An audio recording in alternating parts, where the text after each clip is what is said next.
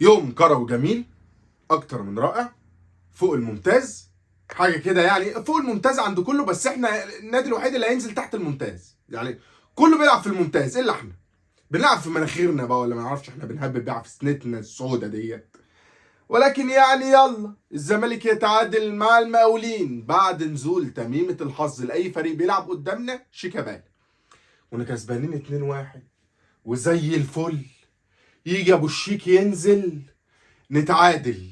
والله وشك منور، بدر منور كده يا شيك. اشوف الخير هالل علينا يا ابو الشيك. الاقي الخير جاي لي كده معرفش منين. والله العظيم. عارف العظمه اللي بيلاقوها في الكرشه؟ ها انت اكيد كنت قاعد مع الراجل اللي لقاها. المهم يا فندم، ولكن على صعيد اخر تجد النادي الاهلي ماسك سموحه وهاتك يا جدعك ويكسبها 2-0. 2-0 في نفس ذات الوقت اللي نادي الزمالك وهو محتاج لأقل نقطة طايرة في الهوا كده ينط يجيبها، يتعادل مع مقاولين علشان نبقى الرابع. حلو، حلو، كونفدرالية رابع، نلعب كونفدرالية بعد ما كان نفسنا نروح أبطال أفريقيا. بقى نفسنا نروح أبطال أفريقيا. بقالنا كتير قوي ما طلعناش من دور المجموعات يا ولاد. مكتوب باسمنا الطلوع من دور المجموعات، ده مسجل في شهر عقاري. تروح الشهر العقاري كده تقول له عايز نسخه والنبي من العقد المسجل ان النادي الزمالك يطلع من دور المجموعات في دوري ابطال افريقيا، يديك الورقه على طول. انت واقف اي معزه تروح هيديله الورقه عادي. المهم، خليني انا كده بص، كل ما اما اجد ان الدنيا فيها كارثه على الزمالك اقوم جاي لك المهم كده. المهم نجد عزيزي المشاهد الكلام اللي انا بقوله لك ده حصل. النادي الاهلي يعني ربنا يطول لنا في عمره، ربنا يبارك لنا فيه، ربنا ما يحرمناش منه ابدا. اللي موري مشجعينه طعم المكسب. المكسب بس، مكسب بس. حتى في دوري ابطال افريقيا برضو لما كانوا النادي الاهلي خلاص على اعتاب ان هو يطلع والهلال السوداني يتعادل مع سان داونز، لو جه هنا وجاب جون يكسب، النادي الاهلي يمسكه طرقع له 3-0 ويتاهل يا باشا ويلعب الرجاء، ويتم الموافقه ل 50,000 مشجع تاني، 52 بقى، 52,000 مشجع تاني للنادي الاهلي يرجوا الملعب ويمسك الرجاء وهاتك يا بص يا شطيف يشطفها. المهم، بص، خدت بالك المهم عزيزي المشاهد، قبل ما اتكلم معاك في اي حاجه خليني اقول شابوه الكهرباء، شابوه كهرباء اخويا. ولكن قبل ما ابدا عايز اقول لحضرتك وصباح الخير او مساء الخير على حسب الوقت اللي بتشوف فيه. الكارثه دي يا فندم هي كارثه بكل المقاييس وشتاها. اتمنى ان حضرتك تزور في لايك على الفيديو ده. عايزين نوصل الفيديو ده لاكتر من 5000 لايك. انا عارف ان احنا ما بقيناش بنعتب ناحيه ال 5000. ما اعرفش، احنا اتحسدنا يا ولاد، احنا اتحسدنا. وانت نازل تعمل لايك كده بخر. فيعني لو بطلنا نعمل لايكات ايه رايك ما تشترك؟ يعني انا عشان نص مليون مشترك ده يعني نفسي اشوفه، نفسي اشوف ال 500,000 دول شكلهم ايه. المهم، بطلت اقول عزيزي المشاهد، بقيت اقول بدلها المهم مش عارف، انا لازم اعمل كارثه في الفيديوهات. المهم، النهارده كان في مباراتين مهمه جدا في الدوري المصري.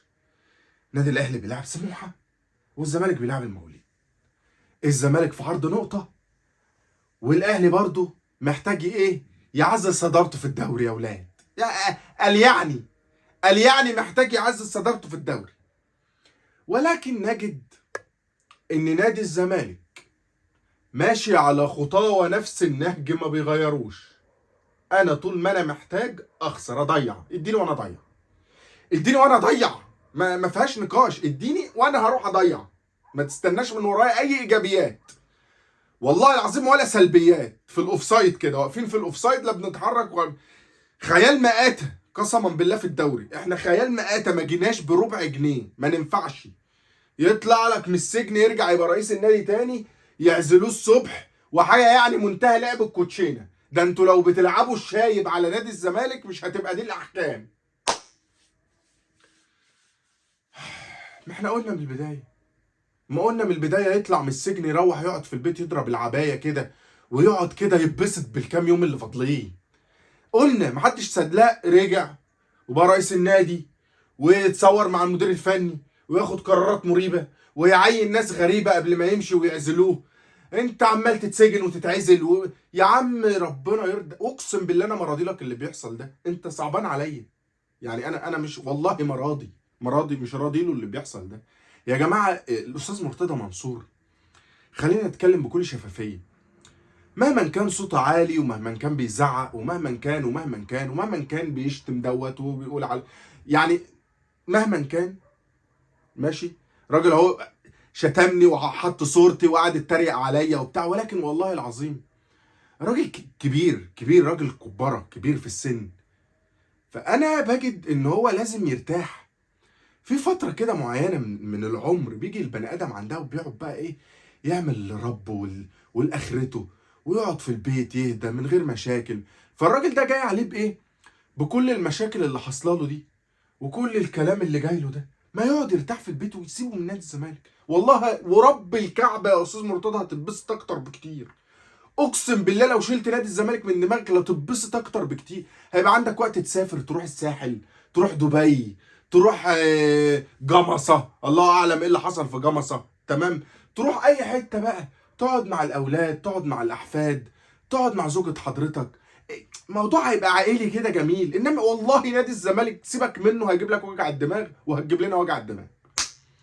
المهم يخرب نادي الزمالك ويتعادل مع المقاولين ونخسر نقطتين، واحنا في قفا نقطة.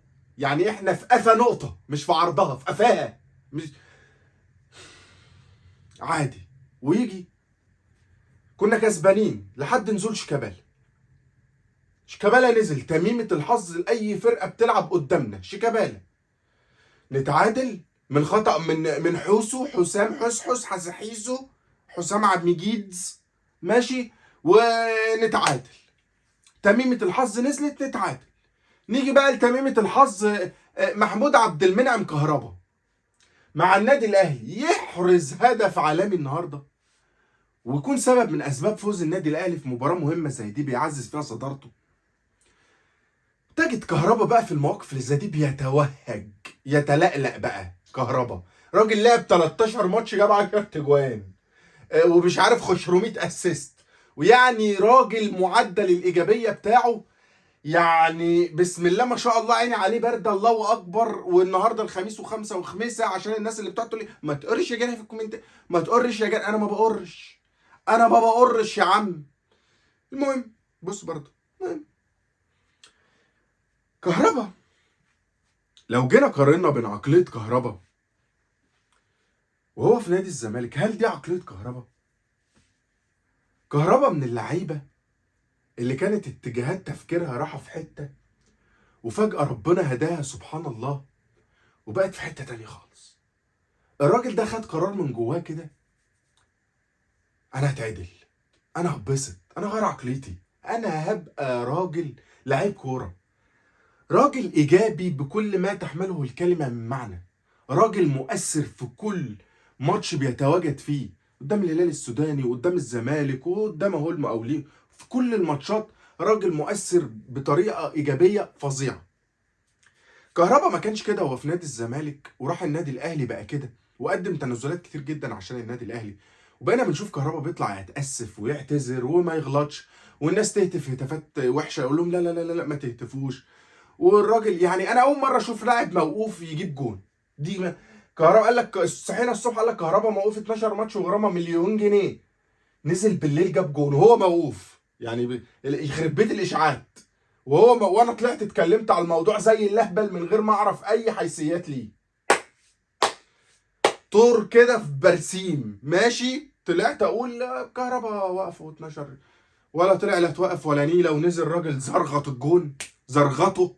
ها، والموضوع يعني كان جميل جدا وعاملين حاله حلوه وبتاع، وطلعت انا بيبي في الاخر عادي. عزيزي المشاهد اكلمك في نقطه كده، انا مش عارف يعني ليه هي ملهاش علاقه بالموضوع، ولكن انا حبيت اتكلم فيها عشان ارتاح. انا لقيت الكابتن خالد غندور مش عارف اقولها ولا ايه. المهم لقيت الكابتن خالد الغندور منزل ان هو بيحب يتفرج على مسلسل جعفر العمدة. كابتن خالد الغندور، ايوه مش كابتن خالد الغندور المخرج، لا كابتن خالد الغندور بتاعنا بتحب يتفرج على مسلسل جعفر العمدة، وبيحب محمد سامي، بيحب محمد رمضان، وبيحب صفصف اللي هي مش عارف مين اسمها ايه، هالة صدقي، وبيحب جوري بكر اللي هي وداد، وقال كل اسم الكاست، وسيد اللي هو سيد اسمه احمد حاجه كده، وقال كل الممثلين. ليه؟ قالك عشان هم زملكاويه، الجدير بالذكر ان ولا واحد من اللي تم ذكر اسمه زملكاوي. انا بس الوحيد اللي ما اعرفش هو زملكاوي ولا لا محمد سامي، ما اعرفش هو زملكاوي ولا لا، ولا واحد من اللي تم ذكر اسمه زملكاوي. كلهم على الله، كلهم ما لهمش علاقه بالزمالك، ولكن هو بيحب والزمالك بتعادل ومضيع، يقول لك انا احب بقى، انا بص انا في المواقف اللي انا مخري فيها وخريان انا اعشق جعفر العمدة، احبه.